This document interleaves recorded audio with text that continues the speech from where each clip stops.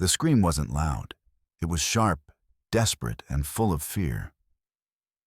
Tires screeched as a black SUV spun sideways in the rain, headlights slicing through the darkness.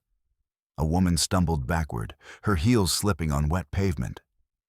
"Please, don't hurt me," she whispered, voice trembling. Her designer coat was torn, mascara running down her face, and in that moment, she didn't look like the powerful CEO everyone knew. She looked human, terrified, alone. And then, from across the street, a man dropped his grocery bags and ran through the storm. Before we dive in, drop a comment with where you're watching from, and don't forget to hit subscribe for more videos like this. Let's begin. The rain came down in sheets, hammering the quiet street outside the downtown offices of Hale Industries. Mason Carter, 38, white single dad, had just finished his shift as a late-night delivery driver.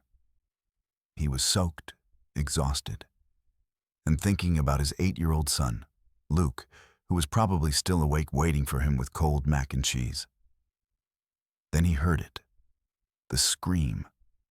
High-pitched, real, not the kind you could ignore. He turned. Across the lot, a woman was cornered between two parked cars and a man in a black jacket. The stranger was tall, angry, his voice slurred with rage. "You think you can fire me and walk away like that?" he barked. "After everything I did for your company?" The woman's voice cracked, trembling. "You were stealing from the accounts, Tyler. Please, I don't want trouble." But trouble was already there. The man shoved her back against the car door so hard it echoed. Mason didn't think. He sprinted. Water splashed around his boots as he charged through the rain, his breath hot against the cold night. He shouted, "Hey, get away from her!" The attacker turned just as Mason's shoulder collided into him. They hit the ground hard. The man swung back, a wild punch catching Mason across the jaw. He tasted metal but didn't stop. He grabbed the man's wrist, twisted it, and slammed him against the hood. The guy struggled, cursing, then stumbled away before bolting into the darkness. Mason stood there, chest heaving, rain dripping from his hair. "You okay, ma'am?" he asked, turning to her. The woman's eyes, blue, shaken, met his. She swallowed hard. I think so." Her voice broke halfway through the sentence. He would have... Mason reached out gently, offering his hand. "He's gone. You're safe now." She hesitated before taking it. Her palm was cold, trembling in his. He helped her steady herself, noticing the faint cut near her lip and the way her knees shook under her soaked heels. "I'm Mason," he said softly. "You should get out of this rain." "I can't," she whispered. "My phone, my car keys, he took them." Mason nodded. "There's a diner open a block from here. Come on. We'll get you dry, call the cops, and I'll stay until you're good." For a second, pride flickered in her eyes, the kind of pride that didn't like help. But then it broke. She nodded. "Thank you." They walked side by side through the storm, silent except for the rain and distant thunder. Inside the diner, the smell of coffee and bacon wrapped around them. The waitress, a woman in her 50s, handed over towels without asking questions. Mason took one and handed it to her. She looked out of place in that cracked leather booth, drenched, hair tangled, coat ruined. Yet even through the mess, there was something commanding about her posture. Like she was used to leading, to control. "You don't seem like someone who usually ends up in trouble," Mason said quietly. She forced a faint smile. "I'm Claire Bennett." She hesitated before adding, "CEO of Hale Industries." Mason froze. "Wait, the tech company with those electric systems?" She nodded weakly. "Yeah, and the man who attacked me was one of my finance officers. We caught him rerouting project funds. He didn't take the firing well. Mason exhaled slowly. Guess he didn't expect someone to show up tonight. Claire studied him. The worn jacket, the tired eyes, the way he shielded her even now by sitting on the outer edge of the booth. You didn't have to stop, she said softly. You could have walked away. Mason shrugged. My son's mom used to say, if you can help someone, you do it. Doesn't matter who they are. Her eyes softened. You have a son? He smiled faintly. Yeah. Luke, 8 years old. Smartest kid I know. Something in his voice, gentle but tired, cut through her guarded walls. For a moment, the CEO wasn't in control. She was just a woman shaken by fear, sitting across from a stranger who risked everything to help her. As police lights flickered outside, she whispered, You saved me tonight, Mason. He shook his head. Nah, just did what anyone decent would have done. She looked down, tears mixing with raindrops still clinging to her lashes. Not everyone would have. The cruiser lights painted the diner windows red, blue, as officers took statements. Claire's hands trembled when she signed the report, her pen skittering at the end of her name. Mason watched the officer tuck the paperwork into a clear sleeve. We'll put out a bolo for Tyler Kane, the younger cop said. We also recommend a temporary restraining order in the morning, Ms. Bennett. Do you have somewhere safe to stay? Claire's chin lifted, pride fighting panic. I'll manage. Mason caught the wobble in her voice. Officer, is someone walking her to a cab? He asked. The older cop nodded at him. You her husband? Mason shook his head. No, just a guy who was nearby. The older cop studied Mason a beat, then softened. Good eye tonight. He gestured to the window. We'll escort her home. When the officer stepped away, Claire exhaled slowly. I hate that this happened on a Tuesday, she said, voice thin, like it somehow mattered which day had broken her illusion of control. Mason pulled his jacket zipper up, then paused. He shrugged the jacket off and set it around her shoulders, careful, respectful. It's not pretty, but it's dry. She looked at him like he'd done something bigger than it was. Mason, you've done enough. It's just a jacket. He glanced at the storm. Listen, don't be brave tonight. Be safe. Let them follow you home. When you get there, lights on, doors locked, blinds down. Her eyes flicked to the rain-dotted glass. And you? How are you getting home?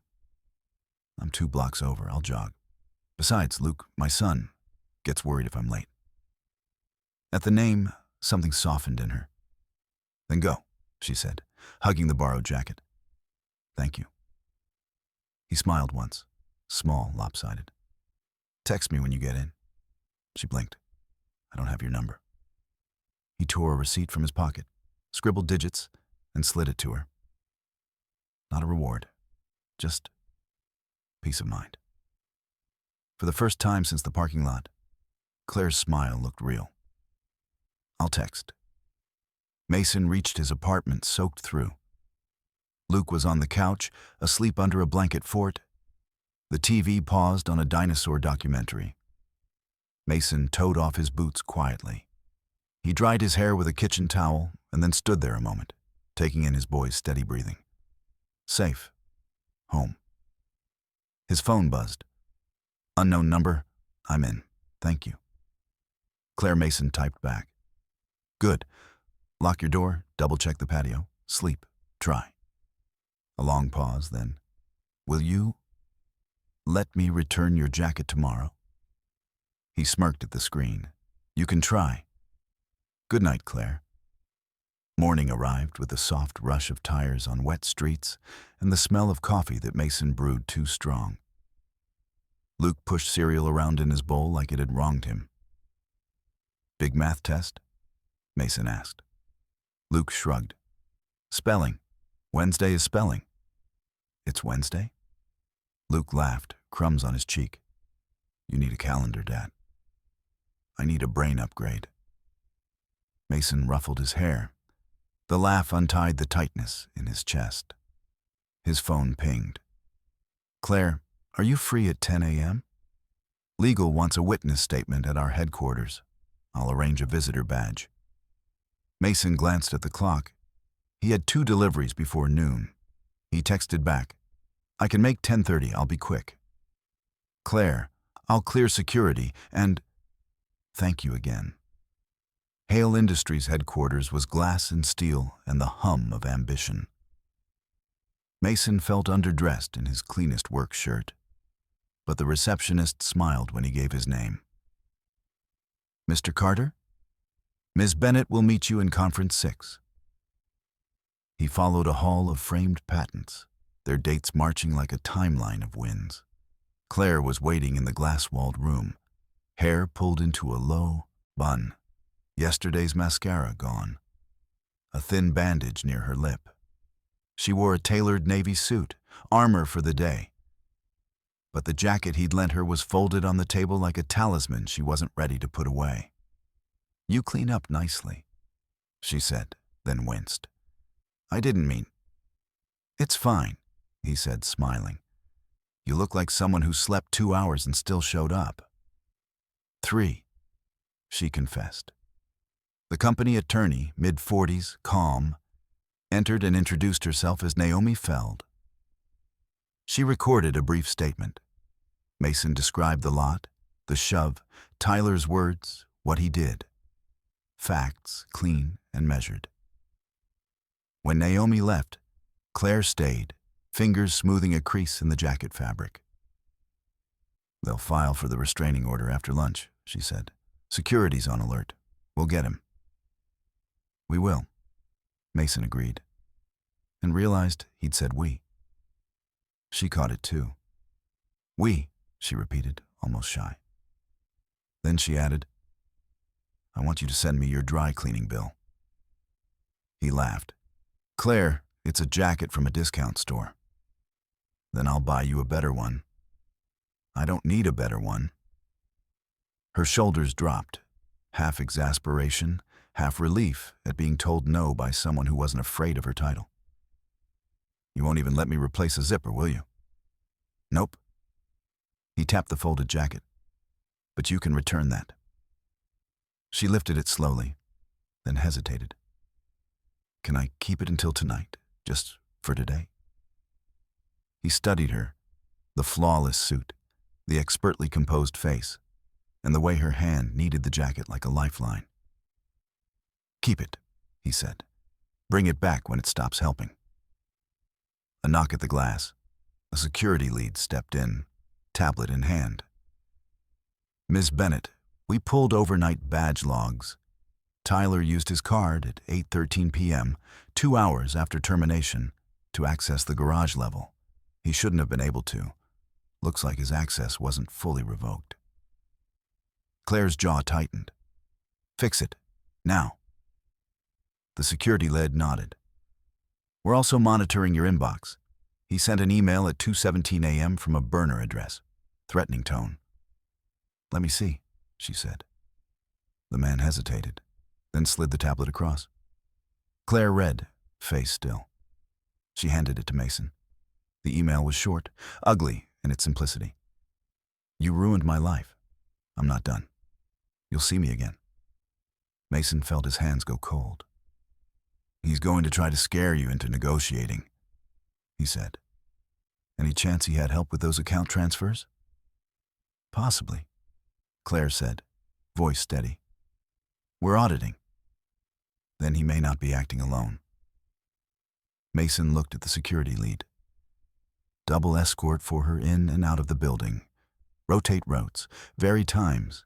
Tell the front desk not to accept packages without screening. The security lead blinked, impressed. You in protection work? Mason shook his head. Just a guy who reads too many manuals. Claire gave him a look that said she didn't buy that completely. When the security lead left, Claire slumped into a chair and pressed her fingers to her temples. "I hate this part," she whispered. "I built a company that makes power grids smarter, not this." "Bad people show up anywhere there's money or power," Mason said. "Your job is building. Let other people handle the rest." She glanced up. "You included?" He shrugged. "If you need another set of eyes, sure. But my day job pays in pizza slices and science project glitter." Science project. "Luke's building a baking soda volcano tonight." He paused, then added, "With a cardboard launch platform because extra credit." A crack in her armor. She actually grinned. "A CEO-approved platform, I hope. He'll settle for a Claire-approved one." Her expression shifted, something protective. "Mason, if you're helping me, that puts your son on my radar." She straightened. "I can assign a driver for school pickup this week, just in case." "No drivers," he said. "That'll scare him." He thought a second. "But if you have a spare door camera lying around." She reached for her phone. "I'll have one couriered by 3. Thank you." She hesitated. "Will you have dinner with me and your son?" "Not a date?" She rushed to clarify, a flush climbing her neck. "Just, if I return your jacket, I'd like to meet the boy who made you drop groceries and run into a storm." Mason opened his mouth to decline on instinct. Then he saw the faint, unguarded hope in her eyes. The way survivors look for a good memory to override a bad one. 7, he heard himself say. "We'll make spaghetti. You bring the salad." "I'm terrible at salad." "Then bring store-bought." She laughed. "Deal." Evening came gray and quiet. Mason stirred sauce on the stove while Luke sprinkled too much cheese on everything. The doorbell rang. Mason checked the peephole, then opened it. Claire stood there in a simple sweater and jeans, hair down, his jacket folded in her arms. No entourage, no armor, just Claire. She handed him a small box. "Door camera," she said. "And I brought garlic bread. I'm not completely hopeless." Luke peeked around Mason's side, curious. "Are you the lady Dad saved?" Mason shot him a look. Claire crouched. "Your dad is the brave one," she said softly. "And I've never been more grateful for a stranger in my life." Luke squinted. "Are you a princess or a CEO?" Claire smiled. "Some days I'm a CEO, but tonight, I'm just Claire." Dinner smelled like tomatoes and thawed-out forgiveness. They ate around a thrift store table, laughing when the garlic bread charred at the edges. Claire listened to Luke explain volcano physics like it was a board presentation, and Mason watched her. How she made space for his boy to feel big. After dishes, Luke retreated to color maps of imaginary islands. Claire stood with Mason by the window, the neighborhood's porch lights blinking on one by one. "Thank you for letting me come," she said. "You brought bread." "You're always welcome." Her eyes lingered on Luke's silhouette. "You're a good father, Mason." He shifted, unused to praise that sounded like belief. "I'm trying. Trying is everything." A car rolled slowly down the street. Mason's eyes cut to it. Old sedan, dented bumper, lingering too long before turning the corner. His chest tightened. Claire noticed. "You see something?" "Probably nothing." He forced his voice casual for Luke's sake. "I'll install your camera when you get home, and I'll walk you to your car." Claire hesitated. "What if I didn't go home yet?" He looked at her. "You can stay as long as you need." She nodded, eyes wet but steady. "Just for a while." They watched Luke draw constellations across a cardboard sky. For a few minutes, the world was simple again. Mason's phone buzzed on the counter. Unknown number, new message. He opened it. A photo, grainy, taken from a distance. Claire this morning, outside Hale HQ, his jacket on her shoulders. The caption, "I told you you'd see me again." Mason's jaw set. He took a breath, then showed Claire. She went a shade paler, then squared her shoulders. "We're not running from him," she said quietly. Mason nodded. "No, we're going to end this the right way." Outside, a distant engine idled. Inside, Luke's colored pencil squeaked across paper. Mason reached for the deadbolt, clicked it, and took his place, between Claire and whatever waited in the dark. The night pressed heavy against the windows, thick with silence and rain. Mason double-checked the locks for the third time while Claire stood near the couch, trying to hide the tremor in her hands. Luke had fallen asleep in his blanket fort again, innocent, peaceful, unaware of the tension simmering in the air. The photo message glowed on Mason's phone screen. "I told you you'd see me again." Tyler wasn't bluffing anymore. He was close. "Police?" Claire asked softly. "I called Detective Klein. He said they're dispatching a patrol," Mason said. "But it'll take 10 minutes. Claire nodded slowly, eyes fixed on the door. 10 minutes is a long time. Mason looked at her. This woman, who only hours ago had seemed untouchable, now stripped of power and standing in his modest apartment wearing borrowed slippers. Yet there was something new in her eyes now. Resolve. Not corporate confidence, human courage. He stepped closer. "You okay?" "I'm tired of being scared," she whispered. "I've faced boardrooms filled with billionaires trying to break me. I can handle one coward in the dark." Mason smiled faintly. "That's the spirit." Before he could say more, the motion light outside flicked on. Both froze. The sound of gravel crunching followed. Then, 3 slow knocks on the door. Claire's breath hitched. Mason motioned for silence. He turned off the kitchen light and peeked through the small curtain. A figure stood by the porch, soaked hood, face shadowed. Mason stepped back, whispering, "Stay behind me. Take Luke into the bedroom and lock the door." Claire hesitated. "Mason, go." Her bare feet padded softly across the floor as she carried Luke.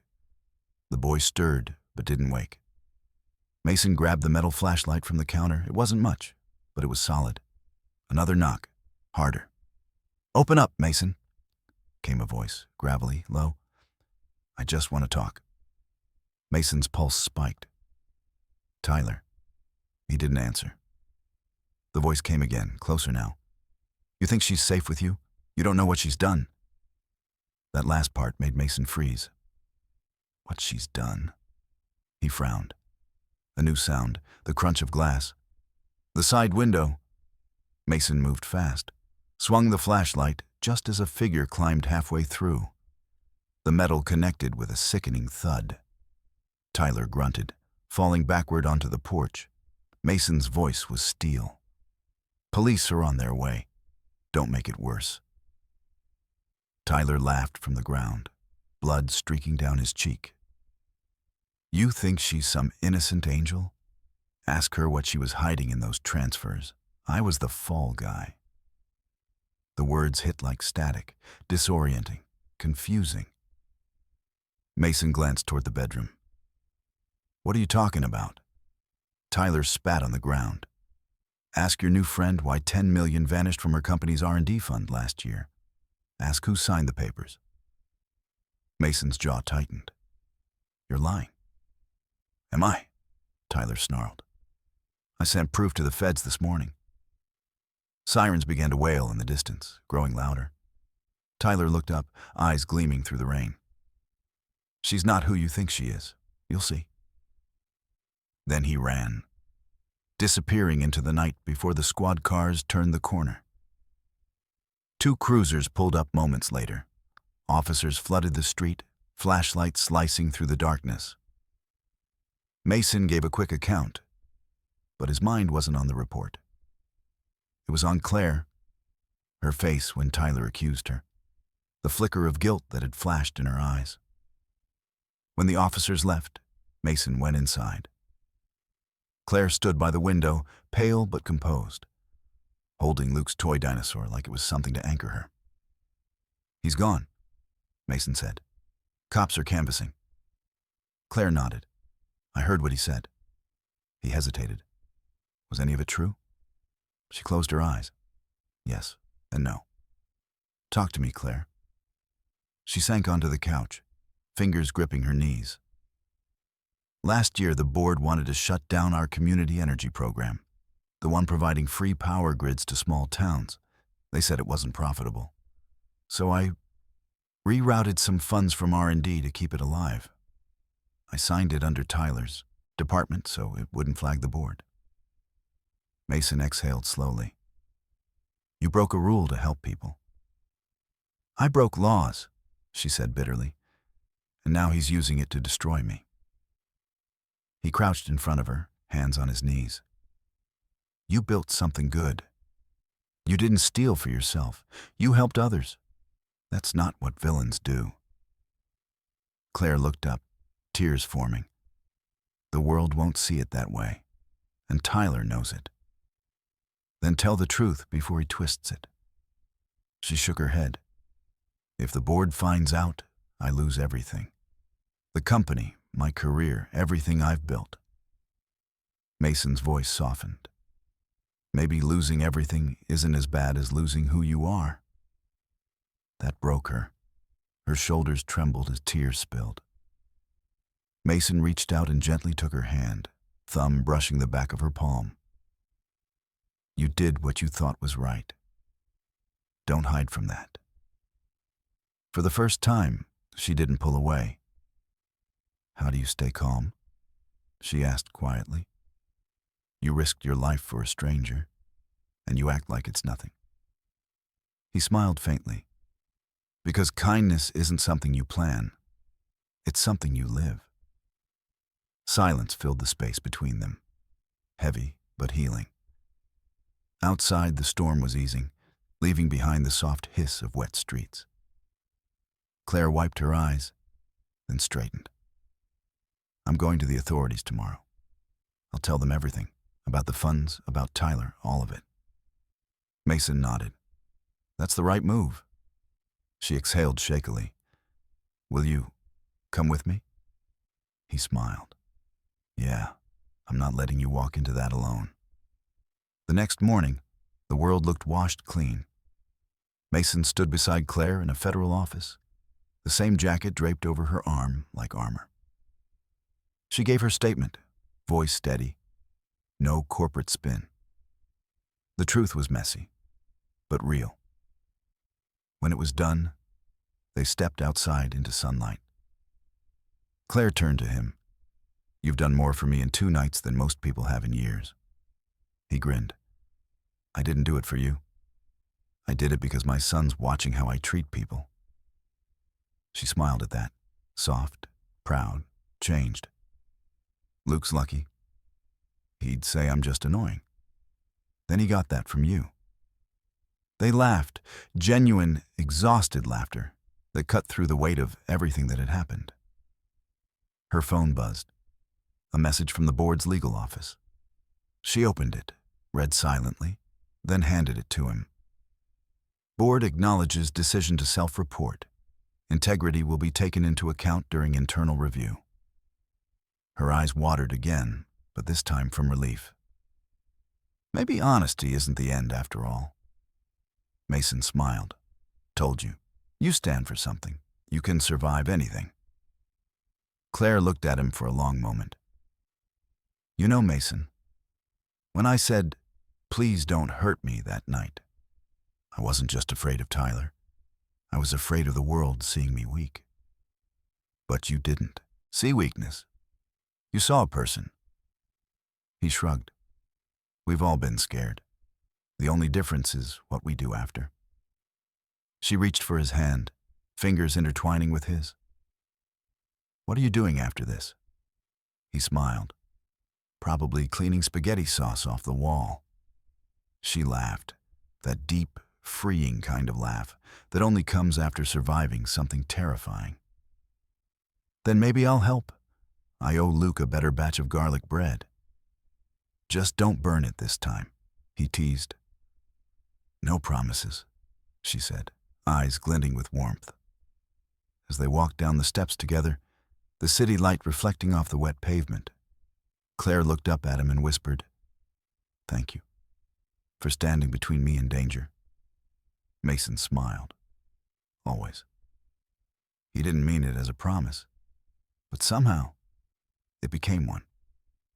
And for the first time in a long time, both of them felt safe. Not because the world got easier, but because they finally found someone who still believed in kindness, even when it hurt to show it.